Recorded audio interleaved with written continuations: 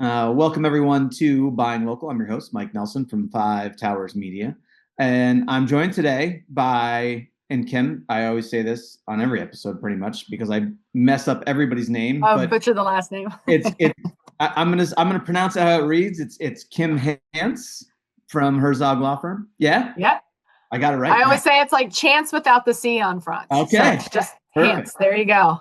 Perfect. Well, thank you so much for jumping on with me. I'm really excited about our conversation today. Yeah, Uh, I am too. If you don't mind, why don't you just kind of go ahead and tell us, a little bit about who you are and what you're doing over at Herzog.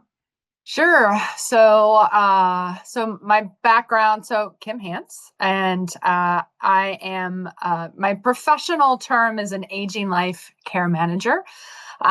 What that means is I sort of specialize in all things getting older. So I've spent the majority of my, and I love when I say this, my multi-decade career in really providing services to older adults. From the time I've graduated from college, I've worked sort of in the nursing home system, assisted living, memory care, independent living. I've done home care. I took a little bit of a break and worked with the homeless HIV/AIDS population, but really my passion has always been older adults and helping navigate the systems for that population. So when upstate, I've worked for the Alzheimer's Association. And then from there, that kind of led me to my position here at the law firm.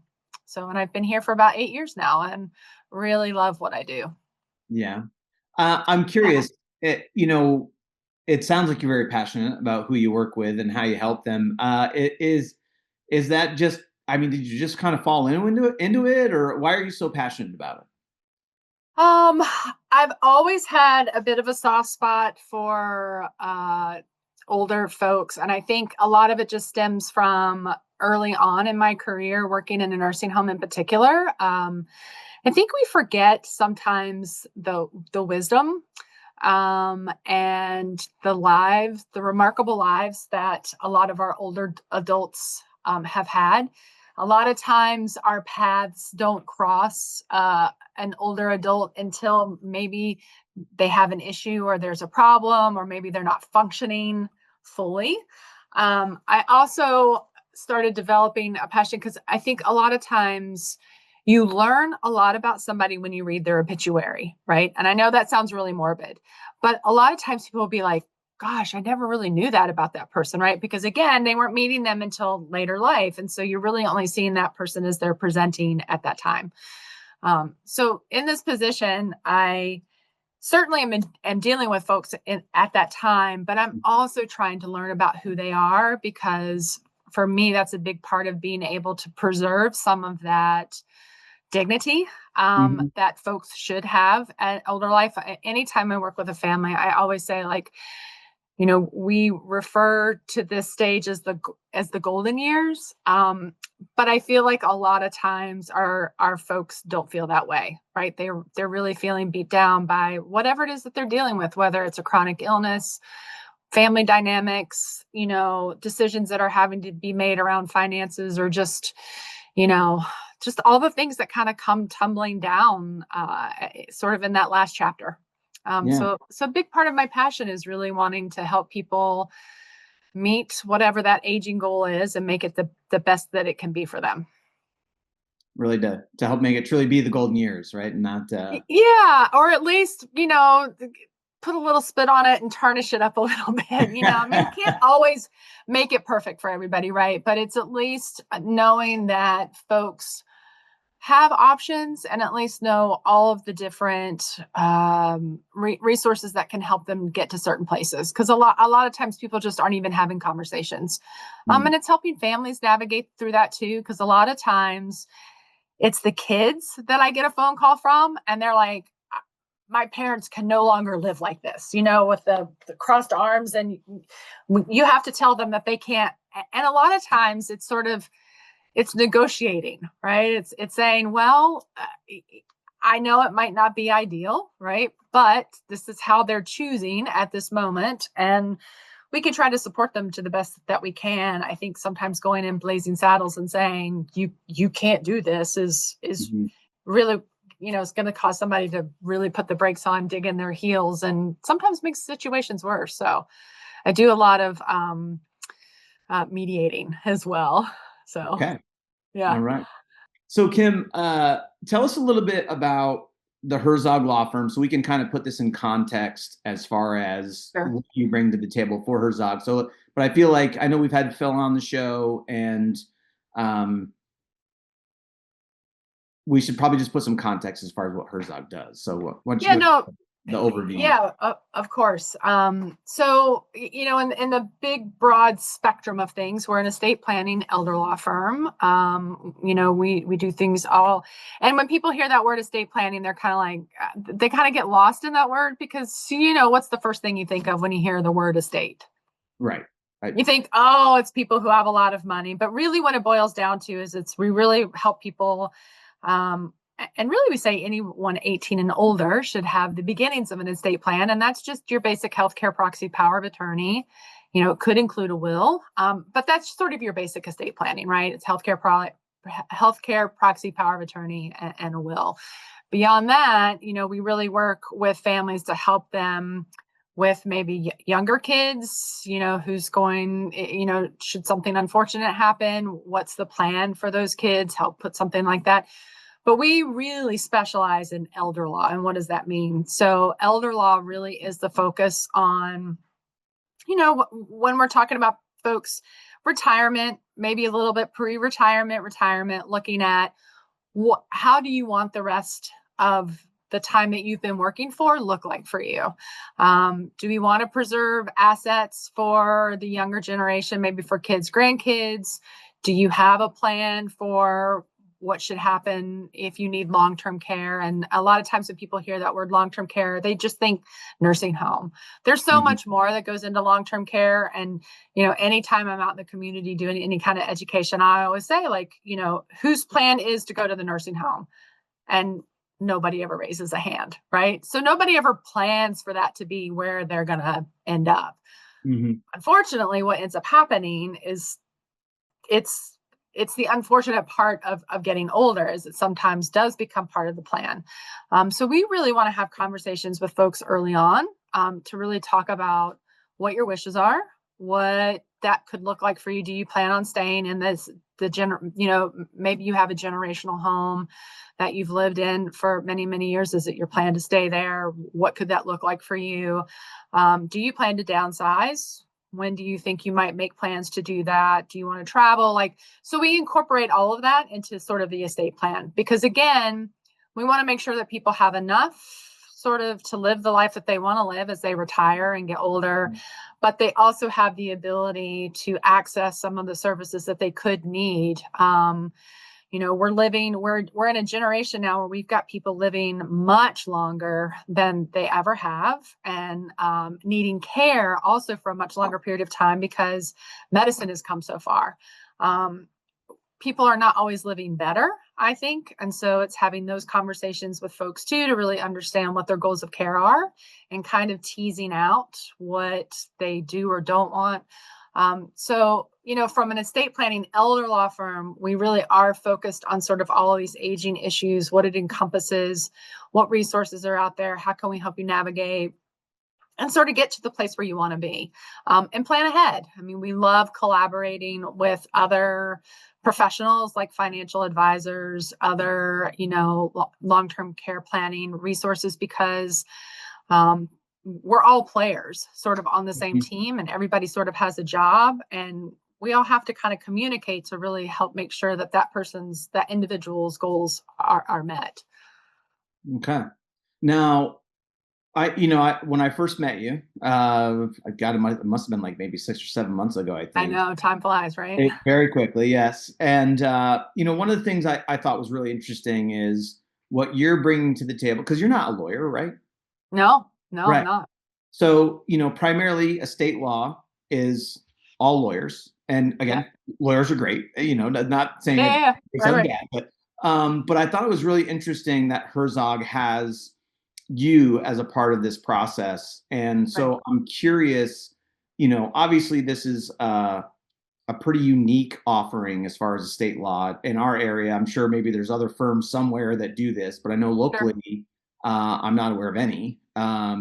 But where do you plug in with that process with the attorneys and coming in? Yep. So, we always talk about how things sort of morph, right? Originally when I first started with the firm, it was really to kind of focus on.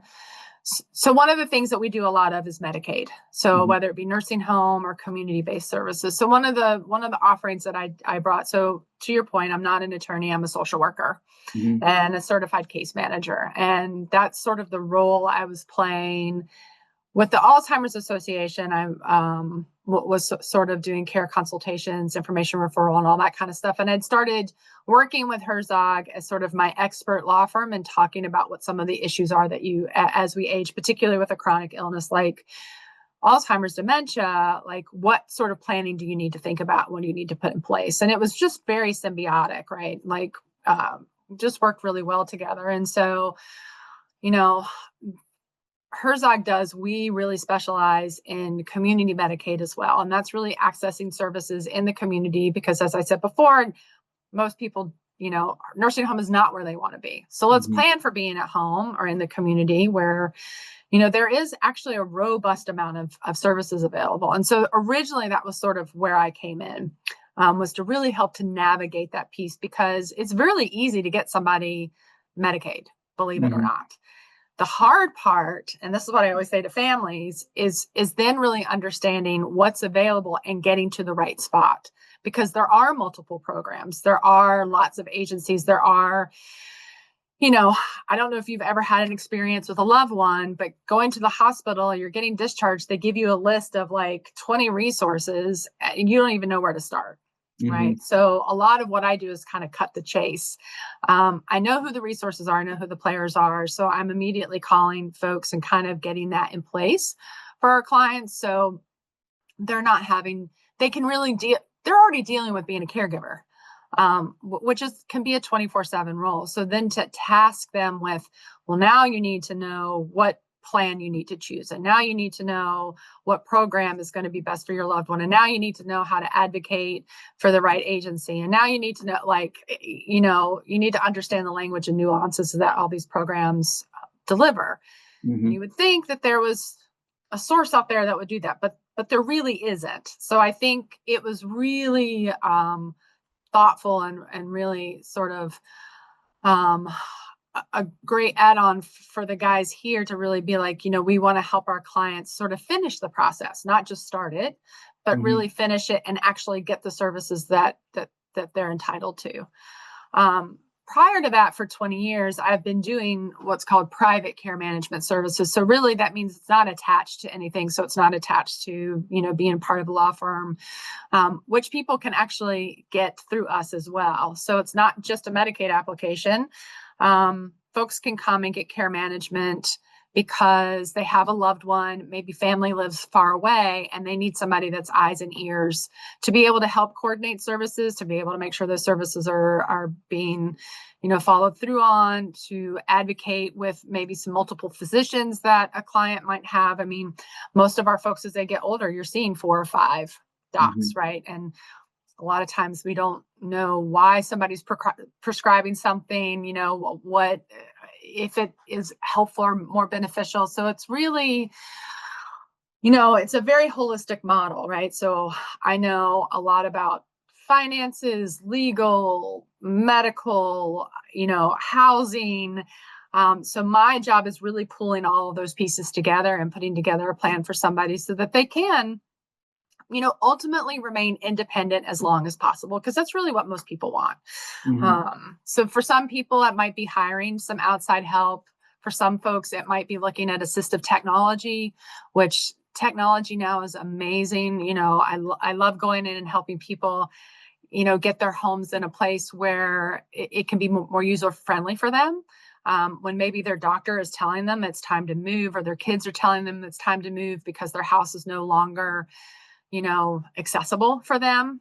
There are lots of things that we can do, that are small. So for some people, it might be bigger, right? If they can't get upstairs anymore and your bedrooms and bathroom are all upstairs, but there's still ways for us to look at maybe retrofitting that house, or maybe that is when we start having the conversation about downsizing. And in a lot of situations, I can come at it from the angle where I'm working with the individuals to say, what is it you see as a deficit and a need, and how can I help you get there? A lot of times when it's our kids telling us that we can't, then they're not really willing to have the conversation. And so when you've got somebody that's coming in that's neutral, and a lot of times that's what kids will say is like, how did you get them to change their mind? Or how did you get them to make that? And I was like, I really just came at it from a different approach, and they don't push my buttons. Right. I mean, I have parents that my dad passed away last year, but aging parents that needed a lot. I had to hire a care manager down in North Carolina because my parents were just not willing to hear what I have almost 40 years worth of knowledge doing. Right. So a lot of times, we're still kids. How could we possibly know what is best, sort of thing. So a lot of times it's helpful having that outside person, really. And that's why I said a lot of times I spend a lot of time mediating, right? Is really hearing all sides and helping everybody kind of come together with a common goal and a common plan.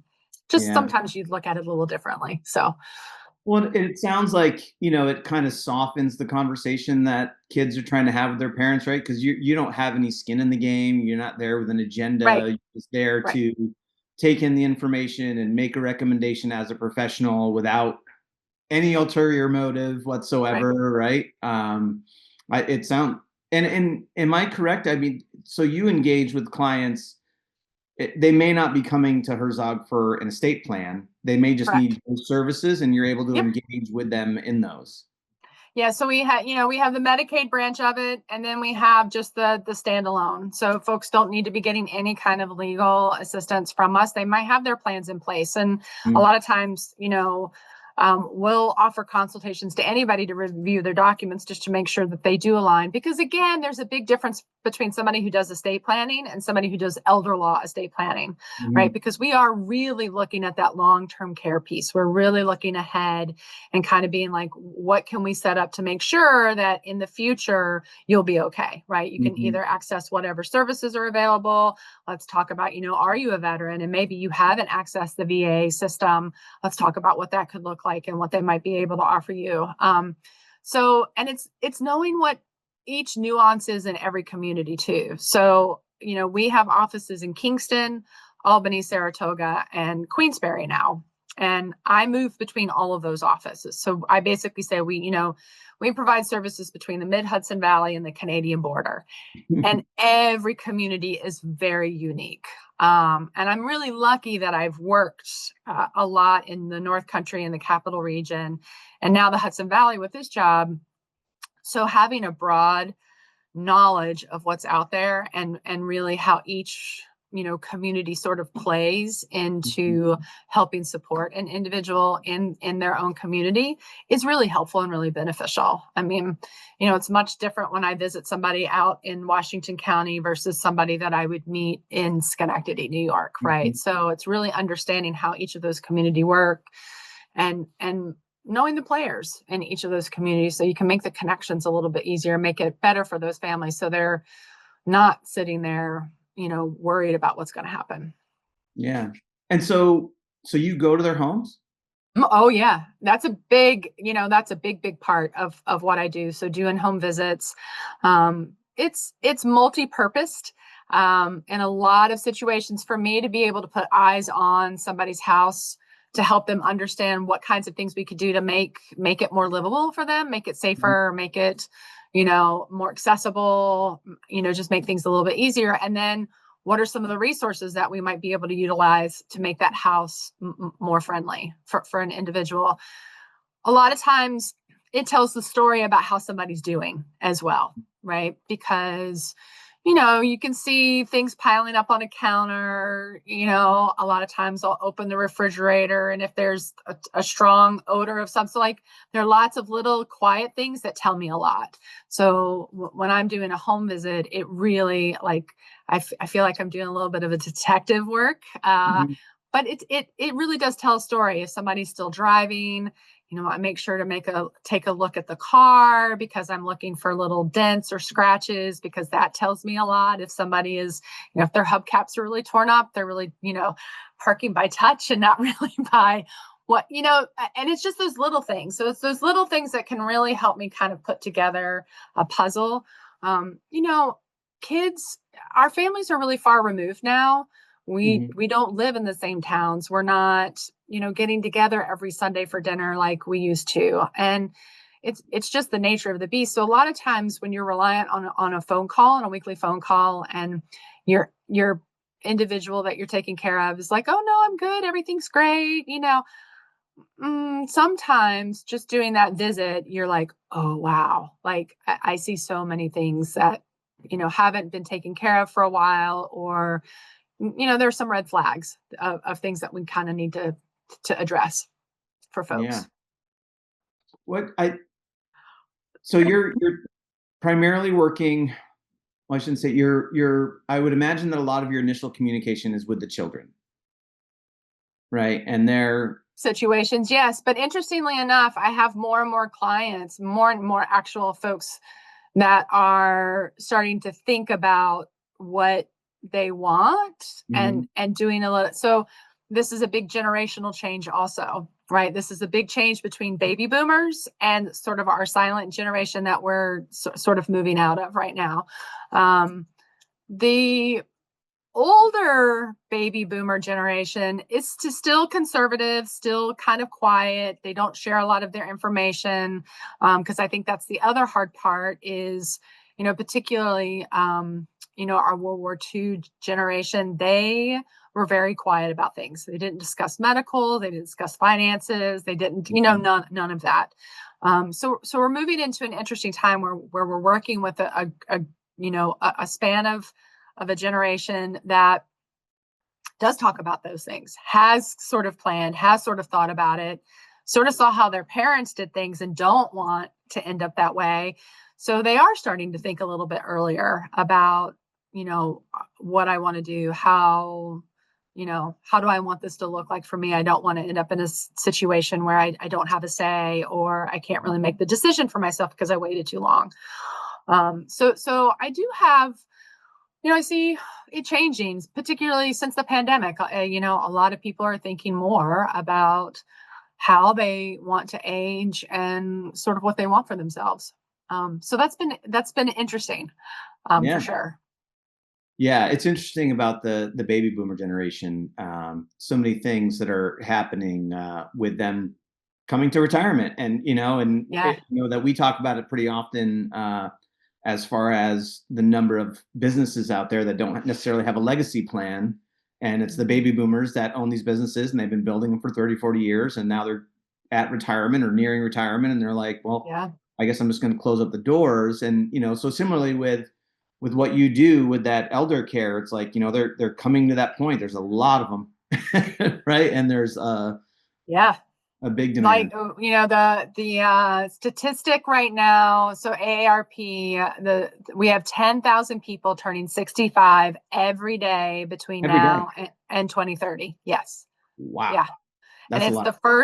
it's the first time in history where we have more folks on the aging side than we have on like the 18 to 25-year-old side. So there's an unbalance of what's happening, and we already live in a time, in our area. Well, it's actually system wide, because so I belong to a national organization, Aging Life Care Association, and there are aging life care managers all over the country. Mhm. And we all have the same conversation, in that there's not enough resources for the number of people that are getting older, right? Nursing homes have waits, assisted livings have 6 months to a year wait. Independent living communities, even active 55 plus, a lot of them are starting to develop wait lists. So for a lot of our folks, if you're not putting a plan in place early, you're kind of getting stuck. For those folks who really want to just dig their heels in, and I want to be in my house feet, I want to go out feet first, home care is a struggle. Like home care agencies don't have the Yeah. staff really can pick and choose who they will and won't work with. So it's been an interesting time to provide services. I mean, when I first started my career, it was completely um, the other way around. Like home care agencies were really looking for clients, and now home care agencies can't staff cases. I mean, they might have somebody who's a 24/7, which is great, but if you don't have the staff Yeah. to do it. So again, when I'm working with families, it's also very dependent on where they live, right? Making a plan for somebody who lives out in the even more rural areas of Saratoga County, it's hard because people don't want to drive 25-30 minutes to get to work every day. And then you throw in winter, it becomes even a bigger challenge. So it really is sort of helping. And that's why, kind of getting back to that home visit question, why it's great for me to put eyes on where people are, because I can really help assess almost immediately what kind of home care we're going to need to be looking at if that's where that person is at the point.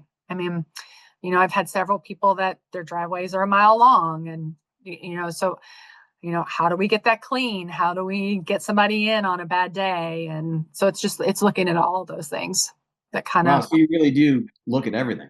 Yes, 100%. Who gets the mail, who brings the paper up, right? Like it's looking at all those things. How do we do the grocery shopping? How do we pick up medications? How, it's really looking at the whole system and how it works. You must have a very long checklist for folks when you go. Yeah, yeah. And it changes, it changes dependent, it changes all on how on what somebody wants and what they need. So yeah. But it's fun because it's ever changing, right? It's not the same thing every day. So that's Yeah. one of the Yeah. things I really love. Everybody's situation is a little unique. Hmm. But so when people want to, when they start working with you, whether it's the children are going to start the process with you or the adults themselves are going to, like, what does it look like to, like, they just call you up and say, hey, come to the house? Or Yeah, so a lot of times it's a conversation on the phone, right? So it's sort of just talking about what led them to kind of even pick up the phone and call. And a lot of times it will, from the get-go, it might be a home visit. Mhm. Sometimes it's meeting in the office. Sometimes they think they need to talk to me, but they really need to talk to the attorney first, right? And that's where I love like our team approach is I'll say to folks like, really at this point, we sort of need to kind of understand where everything is even financially, right? So let's schedule a time where you can meet with one of our attorneys. Let's talk, get your financial advisor or whoever's dealing with your finances in on the, so we can kind of talk about that. Because again, you can't really formulate a good plan for somebody if you don't know what the Right. financial system is, right? And then let's talk about what that means, moving forward. And then a lot of times that's when I'll come in and be like, okay, we have a clearer picture of really where everything is. And let's talk about, moving forward, what that can look like, what the options are, from an affordability standpoint, but even from a practical standpoint, right? Like somebody might be able to afford all the care in the world, but if their home's not accessible or it's not really set up, let's talk about what that means and what we'd have to do, or what are some other options outside of that, right? So So what would be some indicators that people in these situations should say, like, hey, I should call Kym at Herzog?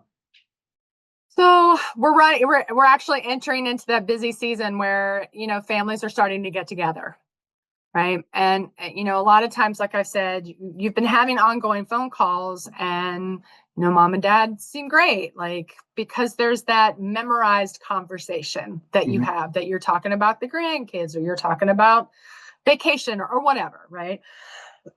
And so families come in, and there are definitely some telltale signs, I think, that a lot that you can look out for, right? It's like I said earlier, it's things that are kind of stacked up and not really gone through. Maybe there's some unpaid bills. Maybe, I always say if you can stay at the house, you should stay at the house, even though it may not be your typical plan. Stay at the house because you're really going to see how they move throughout the day. And a lot of these situations, folks can pull it together for a few hours. but it's that long term, it's over several days that you start to see that there are some discrepancies. Look at how they're taking their medications. Don't ask, maybe just observe. That's what I tell a lot of families when they're coming in after a period of time, is just really sit back, watch, observe. It could be that somebody maybe doesn't hear as well, so maybe they're missing a lot of what's happening. So they don't really understand maybe some of the instructions that they were given at the doctor. So there are just a lot of little things that we can pick up on that we can really help facilitate without a lot of disruption for Mm-hmm. folks. Because a lot of times people are like, oh my God, it's falling apart. We need, like they can't live in their house anymore. When it's as simple as like, if we got somebody in to fix a couple of nutritional meals a week, if we had somebody kind of take over paying the bills or getting them on auto pay, even if, somebody doesn't want to hand over the checkbook, well, let's talk about how we can automate it and make it just easier for you, right? Mm-hmm. Let's talk about driving, because sometimes driving is the key to independence for a lot of folks. So it's Yeah. really understanding, what does that mean when we start having that driving conversation, but also what does it mean if that individual really shouldn't be on the road? And by being with somebody too for longer periods of time, you can kind of see where, from a cognition standpoint, where they may be. Do you start hearing some repeated stories, some repeated things that are happening? You may not necessarily get that on a phone call, on a short 10-minute phone call, right? When you're just Mm-hmm. checking in.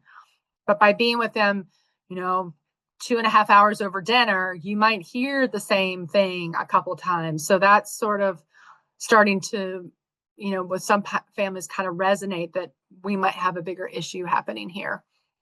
So there are lots of things that we can kind of look at. And usually like right after the holidays, it's quiet because people are sort of having like, oh my gosh, what do I do? Right. And then the phone starts to ring because, they either Googled, elder care, or they might know enough to ask about a care manager. Mm-hmm. And then that's usually when things get busy. We also do a lot of education out in the community.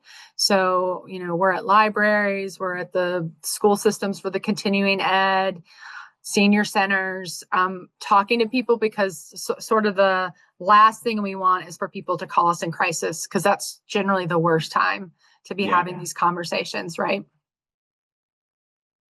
So is there ever a time that's too soon to start having those conversations? Never. I love having conversations with people where I just say, you guys are on a really good path. These are some of the things you should be thinking about, and these are some of the conversations you should be having. One of the conversations I love most having with people that are end of life conversations too. And that's, you don't have to have those. I just did a hospice and palliative care panel, and one of my favorite quotes is, the worst time to talk about end of life is at end of life. Right. And when you go to an estate planning firm, you're doing the healthcare proxy, the power of attorney, sometimes a living will. But you're not really getting into the weeds about things. And so I love talking to people about what your wishes really are and how do you want to live, and at what point is a line need to be drawn in the sand, and let's share with your folks, because now we need to have the conversation about, Mm-hmm. with the person that you've named as your healthcare proxy. And it's really helping people understand what all of that means. And, a lot of times we get like family members, even as a healthcare proxy, they'll say, well, can legal action be brought against me if I decide not to continue life? Right. Well, no, because that's what your individual really wanted, and you're advocating for their wishes, sort of thing. So a lot of times it's just dispelling a lot of the myths that people have and hold. And I've got folks who, physicians are inundated, and they're spending 3 minutes with people, sometimes 4 minutes. They can't Mm-hmm. possibly get into these in-depth conversations. It's doing a general, like, let's check in. It's like, okay, here's the script that's going to treat whatever this new condition or whatever is, I'll see you in 3 or 4 months, and out the door you go. Yeah. And, having a care manager it's really somebody who can sit down and talk about what those goals of aging are, and goals for death, and all of those kinds of things. And it's really bringing it all together, and kind of helping advocate for that person's, individual choice and their wish. And a lot of those topics for people are taboo, but they're really important, because the worst time to try to figure out what mom or dad wanted is sitting around the table when somebody's in the hospital and you're being forced to have to make that decision for somebody. Yeah, it definitely sounds. Well, in this conversation and the conversations I've had with Phil, it sounds like the more proactive you can be about all this stuff, the better. Yeah. I always tell families, like, when my husband and I first did our estate planning way back when our daughter was younger, you do a lot at that point, because you're talking about who's going to be guardian, how a trust will be managed with life. And, so there's a lot that happens. Mm-hmm. And so we got to planning our own individual documents, and we were talking about, like, our healthcare proxy and our living will. And so I was being very specific at that point about, like, I'm in a car accident, I show up at the hospital, and, there's not going to be a lot of hope or whatever, just pull everything. And I slowly watched my husband really withdraw from the conversation. And, being a social worker, of course, I'm picking up on some of these nonverbal kinds of signals Mm-hmm. he's setting out. And I looked over and I said, are you okay? And, he just really sat for a minute, and he was like, I don't think I can do this. And I was like, ooh, what are you talking about? Because, we were talking about a lot that day, right? And I was Mm-hmm. like, do what? And he said, I don't think I could be the one to kill you. Well, that was a big wake up for me, right? Because I just assumed he was gonna be my person. But when we started getting into the weeds of talking about what a do not resuscitate is, and all Mm-hmm. of the kind of scenarios, like, he was really struggling with whether or not he would be able to follow through on my wish. And so at that point, I was like, well, then I guess you can't be my healthcare proxy, which, was shattering. Yeah. Now, 25 years later, I say to people, like, he'd have no problem pulling the plug. Right. But Ugh. things are different now, right? And we have a different understanding of how things work, and all of Yeah. that. But so for me, and a lot of it had to do with his upbringing, right? Mm-hmm. Like, you have to look at that cultural piece of it. You have to look at the spiritual aspect of it. So again, that's sort of one of the things that I bring to it. I kind of, like, leave everything that I have a personal opinion about at the door, and really want to know what's important to that individual, so that we can really try to advocate for that. If somebody wants all the bells and whistles, okay, then let's talk about what that's going to look like for you. And really put that plan in place for them. And to Phil's point, like, really having that conversation is never too early, regardless. So I love it when people are really just starting to kind of think about it. And we might not see them for 5 years, but at least we know we've planted a seed, and Yeah. they kind of know what where they can go, and kind of what questions they can start asking, which is really cool. It's a really cool thing to be able to do. Yeah. Well, and it's needed because it's, that whole, it's funny because you said in the beginning of the show, right? People hear estate planning and they automatically think about this, right? And Right. just what I've been educated on because of you, because of Phil, there's just so much more to it about things you don't even think about. Yeah. And like the power of attorney for your kid going away to college in case something happens that, like I never Yeah. even thought about that. That was never even something I would think that you would need to worry about, right? But Yeah. there is so much to it, and appreciate what you guys are doing, and the education, and again, I just think it's such a cool thing that you're part of the equation in this process, and what a differentiator it is for Herzog and for the firm, and what it does for your clients. I think it's amazing. So Yeah, thank you. I love it too. Like, it's sort of a perfect marriage, and I love the opportunity to be able to really talk to people in a way, because they're here, so it's on their mind, mhm. and a lot of times it's harder to have those conversations when they're more forced, Yeah. and in some of the other environments I've been in, it's because they've had to. It's not because, oh, you're right, I really should start thinking about this kind of Yeah. thing.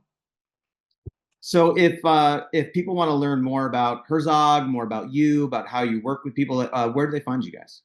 Yeah, so easy enough is the web, right? We have a website that's www.herzoglaw.com. Mhm. That's number one. You can always call our office and ask for a consultation. All of our initial consultations are at no charge, which I think is really nice. And in lots of circumstances, we're meeting with people repeatedly until they kind of really understand or know what direction they need to go. So that's another thing that I love about all of us is it's just kind of low pressure. We want people to have the information, kind of understand. We have a newsletter that I feel like is really informative. So if you go to our website, you can sign up for our newsletter by just putting in your name and email address. Again, we do a lot of education events. So kind of keeping an eye on our webpage to look at where we are. Mhm. And maybe there will be some educational information that might spark an interest for you that you want to look. And most of what we offer too is we have pre-recorded webinars too on our website. So a lot of times we just say to folks like, hey, go check out one of our webinars and it might answer some questions or it might lead into the bigger conversation you need to have Mhm. with us. So, Amazing. Well, thank yeah. you so much for coming on the show and spending some time with me and our listeners. Yeah, it was great. I really appreciate you having me on. Absolutely. Absolutely. Anytime. And of course, thanks everybody for listening. Of course, you can find out more information on our website, buyinglocal.us. And you can listen to this podcast everywhere where you get podcasts, I think Spotify, Apple, YouTube, Rumble, just to name a few. So please check us out and make sure you hit subscribe, like, give us a 5-star review. And you'll hear from us next week, everybody. Thanks so much for listening.